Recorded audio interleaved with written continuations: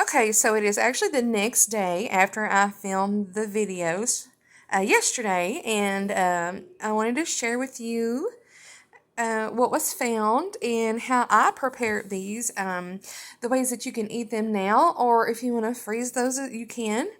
Um, on this side here, these are actually the ones that my husband, and you see there's a bad spot on there, which we cut that out, but uh, this side is the mushrooms that my husband found the day before I started filming the mushroom find. These are his, which Oliver's, you know what I mean. Okay, and these are the ones I found yesterday. So what I have already did is I have actually already soaked these two different times in salt water. And once you feel that you've soaked them, you can do it 3 or 4 times. It's just up to you, really. I do not recommend leaving them in salt water overnight for a long, amount of time or in any kind of water. Only because if you do, they're going to ruin faster. If something happens, you can't get to them immediately the next day. So, what I'm going to do is I'm going to cut these in half and show you how I freeze mine. And then I'll just talk to you about how I would normally fix mine if I were going to cook those or fry those. Okay, let's cut these up.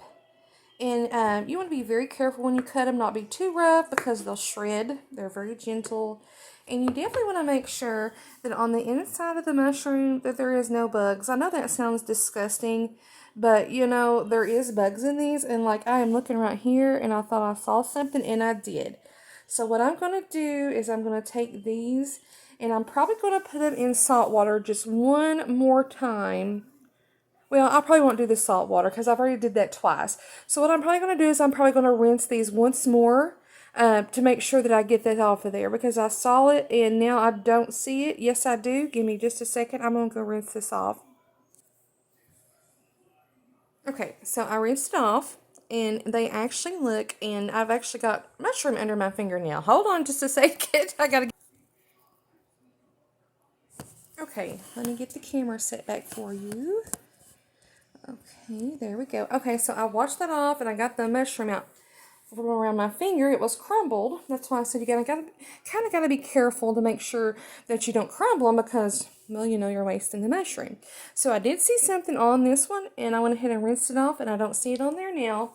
I know that's kind of disgusting sounding, but they're, it is, they do grow in the woods. So, there's definitely going to be some bugs on there. So let's do one of these really big ones. Okay, what I generally do is I kind of cut the bottoms off from where I've picked it because they're kind of rigid, if you'll see what I'm saying. And the reason I do that is because a lot of times when they sit overnight, they'll get a little brown around through there. This one didn't, but it's just a habit that I do all of those that way. Okay, so let's cut this one in half. Let me adjust this camera for you. Hold on just a second. It is wanting to be a little stubborn today. Okay, that should be about the best I could get it without the camera falling over. Like I said, it's being stubborn and won't set up because the bar that it's sitting on is kind of slippery. Okay, so let's cut this in half. And I mean, it's hard not to shred some of it, with the knife because you are cutting into it. Okay, so let's go ahead and check this one out. Make sure that there's no bugs on the inside of the mushroom. Make sure that it is clean. And this one looks really clean. And just kind of go over the outside, because there's a lot of grooves in there. Like here's a little speck. That looks like dirt. That's not a bug. But, you can rewash these off, like I said, now or wait until after you cut them all up. It's up to you. But just definitely make sure you go over those and make sure there's nothing in them because, that is disgusting. Okay, so, and once I've cut them, I'll lay them on a paper towel.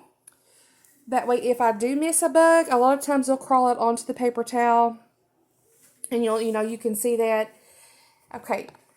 Then, of course, you want to get rid of that and re-rinse them again. So, it's a lot of rinsing. But, they are delicious when you fix them. Okay, so I'm going to cut the bottom off of this because, as you can see, it's kind of, I don't know, brown tinted. It looks kind of bad. Okay, so let's cut this one in half. This was actually the one that I told you I thought was a little too dried up. But guess what? When I brought it home and I soaked it in some salt water 2 or 3 different times, it came back to life. And I'm going to check on the inside here. Okay, I don't see any bugs. And there's definitely going to be some bugs up on the inside of those. And I can't phrase it enough to say make sure that you check those out. Okay, let me continue to go ahead and cut the rest of these mushrooms up, and I'll get back with you in just a second, and I'm going to show you how I freeze these. Okay, I have finished cutting these up, and these are some pretty nice mushrooms. One year, it's been a couple of, I don't know, probably a good 6 years, yeah, I'd say about 6 years, maybe 7. We actually found a little over 400 mushrooms that year, and we've never been able to top that yet, but it was a very, very good year for those mushrooms. But, okay, let's get to freezing these. Okay, so you're going to need a cookie sheet, baking pan, whichever, something that you can put into the freezer without it hurting it, and you want to put you some wax paper, and then there's Mosley's blankets, and there's Big Mo. Okay, you want to put the wax paper on top, or parchment paper. I really don't know what the difference will be because you are putting it in the freezer. So I use wax paper and it works good for me. But put that on top of your cookie pan. Like I said, it needs to be something you can put in the freezer without it hurting the pan or the dish. And then we use this Kentucky kernel batter. For my cookbook and stuff, I'm actually wanting to create my own mix for this stuff. I haven't even started working on that yet, but I plan to. It may take me a while, but I want to come up with my own blend that tastes pretty similar to this, got tongue-tied, pretty similar to this brand of stuff. This is the best stuff ever for seafood, vegetables. Believe me, it's like around $3.50 a box, maybe $4. You can't beat it. It's absolutely delicious. And I'm hoping to come up, with my own thing. That way I can say that it's my own, of course, especially for my cookbook. And what you're going to do is you're going to take it and you're just going to pour it dry in your bowl. Any kind of bowl, mixing glass, plastic, whichever you want to use. Okay, and what you're going to do is you're just going to take this and you're just going to kind of, let me zoom in there. Hold on just a minute. It's wanting to be a little blurry. I'm sorry if it looks a little blurry. And you just want to make sure you coat this really well. And once you have coated it really well, and you do not have to use Kentucky kernel batter. You can use whichever batter you want to. This is just our go-to batter that we love and we've really liked for many years. Okay, so you're going to coat that really well. See how good that's coated? Make sure that you do that for every mushroom, and then you're going to lay it on your pan. And then once you lay it on your pan, you are going to put it in the freezer, and it doesn't take very long to freeze it all. So, give it right at an hour, hour and a half, and they should be completely frozen. Okay, let me get a bag out of the freezer here, and I'm going to show you what they look like once they are frozen. Hold on just a second.